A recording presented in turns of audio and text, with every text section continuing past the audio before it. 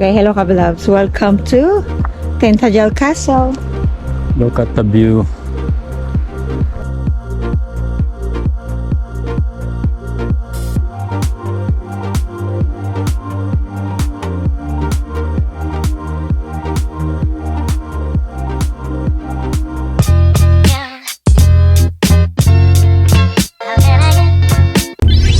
Morning. Mga taong layas. Chasing the sunrise daw. Hiya! Hello kabilabs. Today is our day 3 and last day in Cornwall. Gumising po kami ng maaga para makita namin ang pagsikat ng araw. So, sa mga hindi po nakapanood ng part 1 and part 2, ilalagay ko po sa description box below para ma-update po kayo sa mga pinuntahan namin sa day 1 and day 2. We are chasing the sunrise. Ganda. So, basa siya. Ibig sabihin, yung tubig kanina hanggang dito.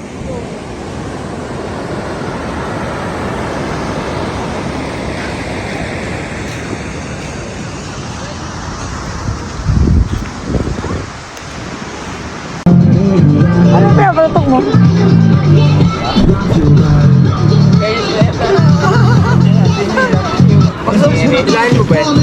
Magsumba na tayo dito. Ilahin mo dyan, Aiden. Okay, 1, 2, awal lang kayo dyan. Okay. Ganda rin ng ano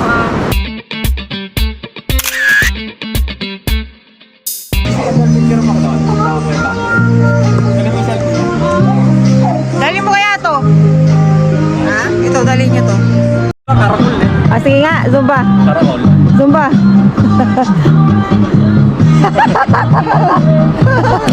Zumba. Ganyan ang ano nila. Karakol, mag-fiesta. Saan yung karakol? tayo, nagbababad talaga tayo eh. Oo. Tingnan yung araw ganda. Kaya nga, naka-time lapse yan. Time na.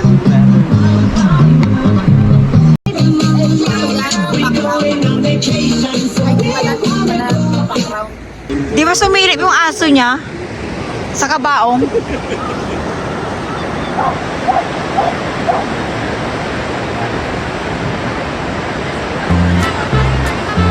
Siguro.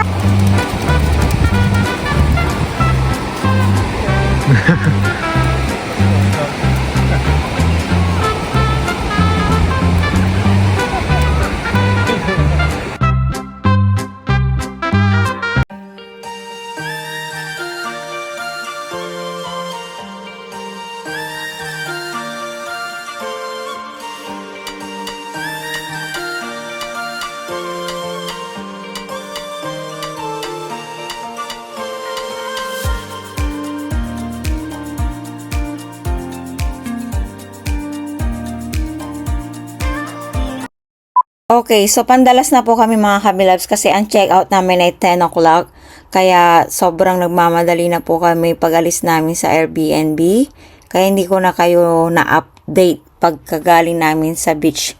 Pandalas na kami, naligo lang kami and then nag-breakfast. Nakakatuwa nga mga kabilabs kasi dahil ang dami namin baon, na-overwhelm kami masyado. Hindi pa kami gumagastos, pang day 3 na namin to.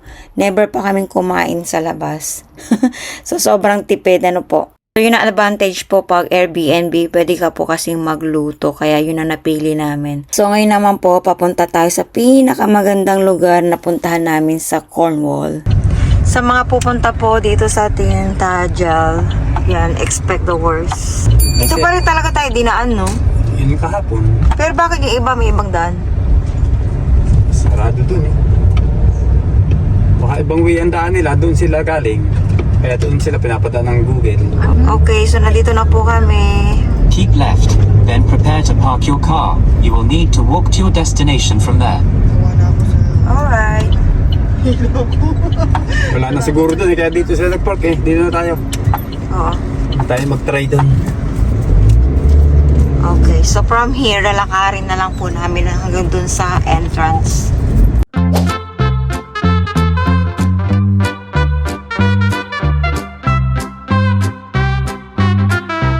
Okay, kahapon po, pagi, ito po yung normal. Kaya po kami bumalik kasi kailangan makita namin itong magandang view.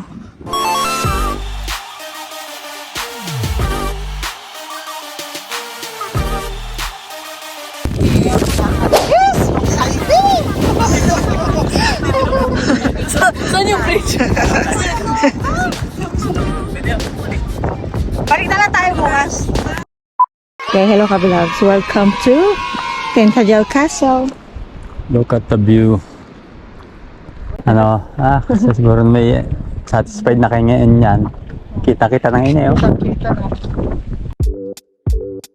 When I think about his grace, his 2 adults and how many children is it? Just one yet? No Yeah. problem at all. We're separate. Okay. There's a map for you. Thank you. And you guys? Be aware na yung camera. Iharap mo yan. Yan. we know you'll never change. Yan, ganyan. Be aware. Of how you keep doing something amazing. He's always doing something amazing. Because of his grace, doing something amazing. Oh, hey. Okay, before we continue, pagpasok po natin, ito yung binigay po mga kabilabs, and huwag niyong kakalimutan na buksan siya kasi ito yung magiging guide ninyo para hindi kayo mahirapan at maligaw. So kung nakikita nyo, dalawa yung entrance or yung parking. Dito kami nagparking, dito kami tinuro ni Google. Pero dito pala yung pinaka-parking ng Tintagel dito. So hindi ko alam kung bakit ganun. Hindi ko rin ma-explain sa inyo. So, sa mga lugar na pinupuntahan namin dito sa UK, lagi kami merong ref magnet. So, ito yung nabili ko. Makikita nyo mamaya sa end of video kung magkano po ito at kung ano yung mga choices. And ito yung ibibigay nila din sa inyo mga kabilabs. So before kami pumunta mga kabilabs dito sa Tintagel Castle, nagpa-book muna kami. 1 week before kami pumunta sa Tintagel Castle, nagpa-member muna ako online. And after 1 week, naka-receive ako ng membership magazine. Nakalagay dito na pwede mong i-explore ang 400 heritage site nila. And nandito yung mga brochure.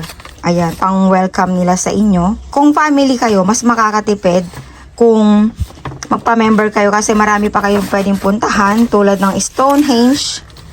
Ito yung galing sa Stonehenge last year. Ayan, na-save ko pa siya.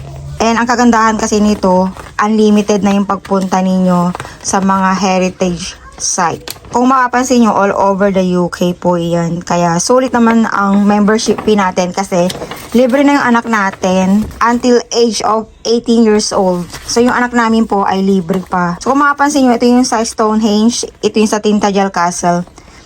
So every year tumataas yung kanilang membership fee. Pero kung gusto nyo pa maka-discount, ilalagay ko po sa description box below yung link para ma-avail nyo po yung discount na 25% kapag napa-member po kayo annually.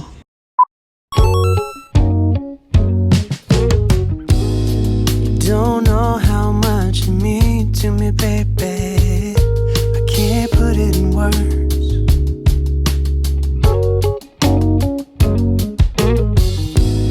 You don't know how much you give to me, baby.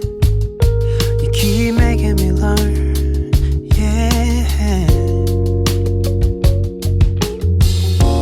You're like a painting hanging on my every wall. Baby, you save me, you give me all and a little more. I can't live without you. Yeah. I can't, no, I can't live without you.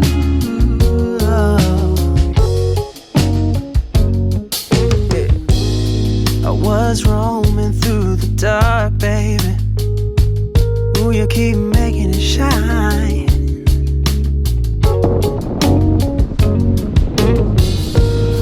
I'm in love with how you talk, baby. Nakablo pa ba? Ay, mabilis. Exit daw yun eh, exit only. Exit only. Hindi na natin nakikita yung Arthur. Baby, you save me, you give me all and a little more, yeah.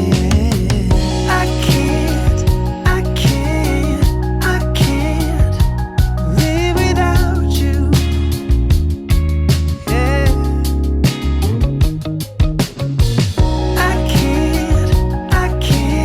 No, I can't.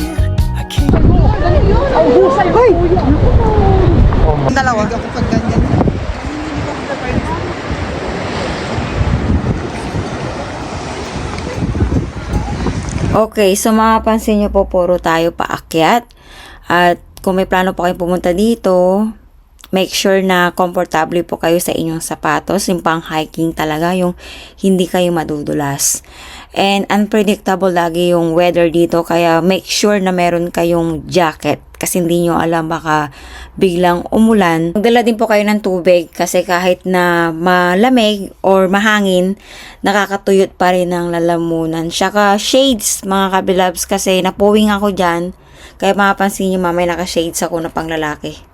So, kung gaano kalayo o katagal ang pwede nyong ilagi dito, depende kung gaano kayo kabilis maglakad at umakyat.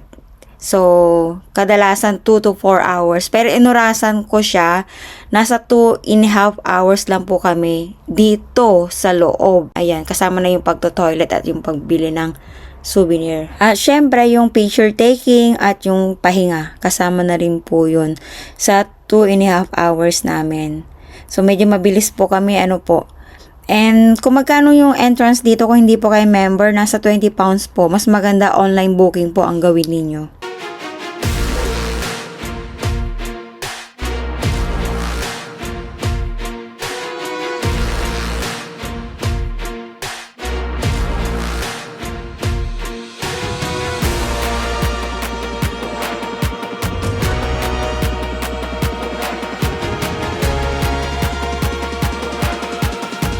So, kung magpapapicture po kayo kay King Arthur, ito po yung makikita nyo po mga pila.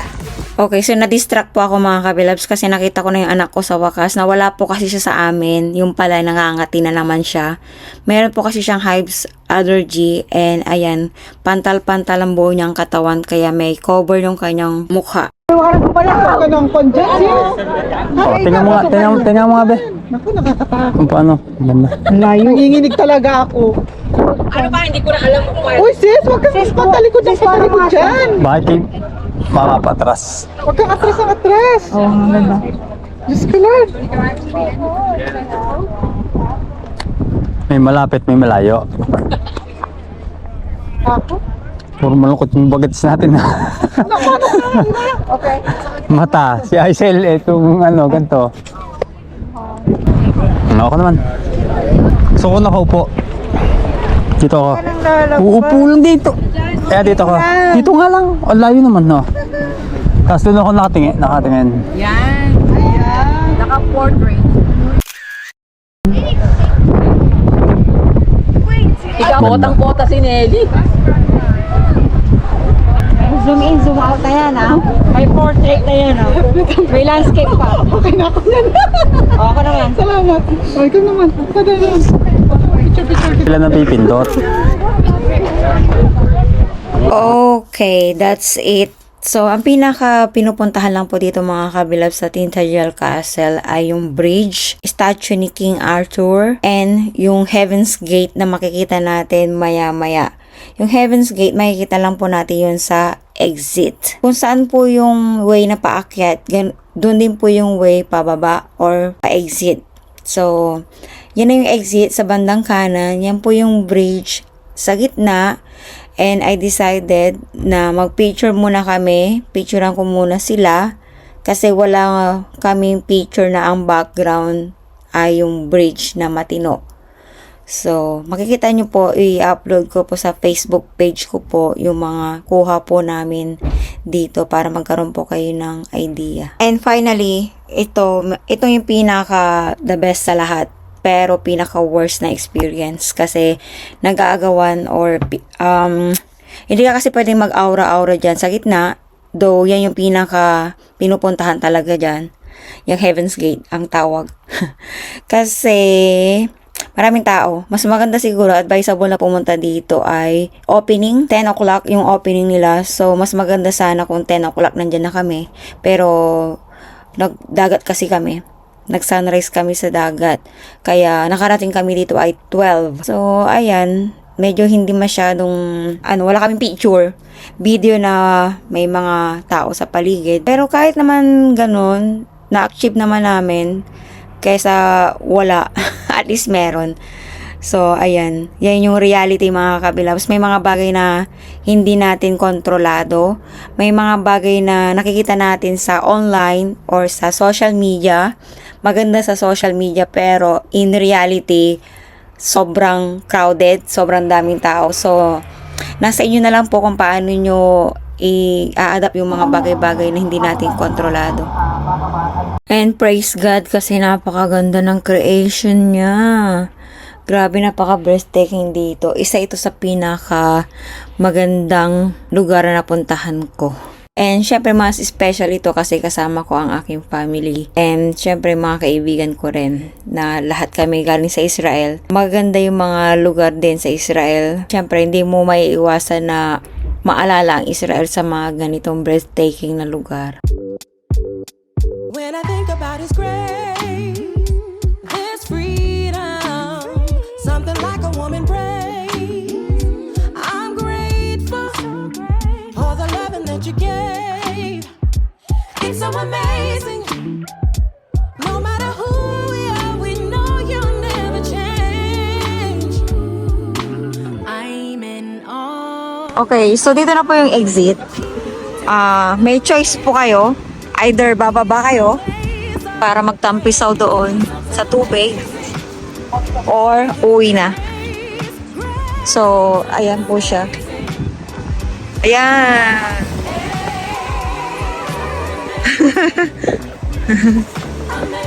Cute. Cute. So, nakita nyo may kuweba dyan, oh. Pwede rin pumasok niya sa kuwebang yan. Marami kayong oras. Ganda!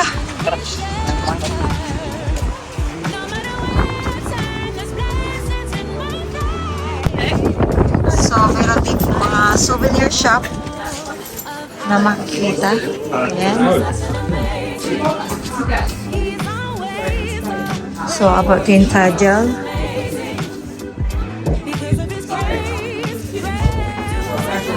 Parang maganda ilagay ko sa scones ko. Ate siya, coffee apple pearl. Well, at least galing pa ng ano. Oo. Pero baka mahal yan, Sisi. Bakit? Ito, kailangan ko ilagay dun sa scones eh. Sobrang daming tao po mga kabilabs. Ay, ito. Mga gusto ni Felix to. Beo. Hindi bro, sabi na anak mo.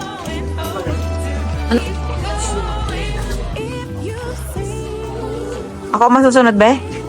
$4.50. Yun yung presyo.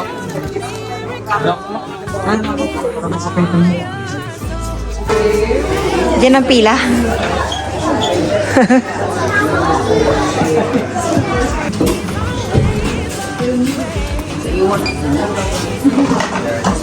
Okay, kaharap lang po ng souvenir shop ang cafe sa mga nagugutom.